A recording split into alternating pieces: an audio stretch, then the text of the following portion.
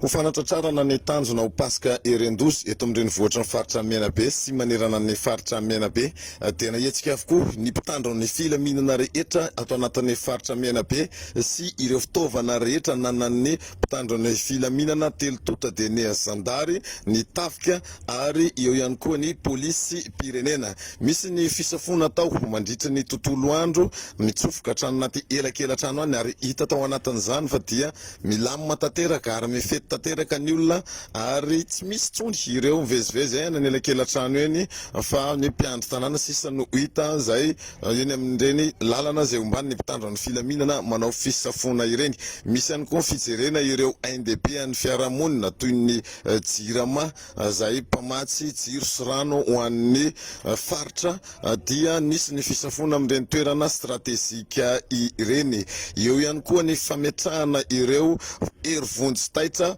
ho an'ny tafika malagasy izay miatrana eny amin'ny toerana maro olona zay misy eo amin'ny plazy Ankimony ary misy ihany koa ny plazy ao Anosikely miaraka manao mixte moa ireo mpitandron'ny filaminana manao an'izany fisafona izany ary misy ny fisavana ihany koa ho an'ireo olona izay tsy mazavazava sendra tojo azy ireo ka fa nisy ny olona iray tsatra izay sady tsy nitondra karatra tsy fantatra mazava ihany koa ny antondiany tsy nitondra pasiporo tasoma vonjy maika atao fanadihadiana eo anivon'ny zandarmerie pirenena moa ity tovolahy iray ity mitohatra ny ezaka mba ho Paka erendoza ary manao fanentanana ihany koa ny mpitandron'ny filaminana mba tsy hisian'ny loza indrindra fa amin'atin'izao Paka izao. Etsakilan'izany dia faly ireo filoham-pokotany izay tojo azy ireo solotenan'ny filoham-pokotany tao avaratrovary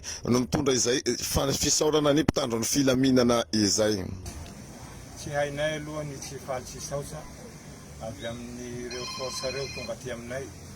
izay miaro ny vahoaka sy ny fananany. Hita fa fety tokoa n'andro maro tokoa ny misesitoka fa tena tsy maintsy hisy zay disadisa na olana zay kanefa tonga moa zareo atika dia nandamina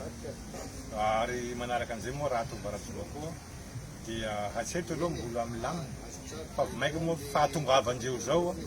dia vomaika mampihena manamafy ary manamafy koa ny zay fiaraha-miasa aminay fa dia makasitsaka amin'ny zandarma miaramila polisy zay tonga ato avaratova.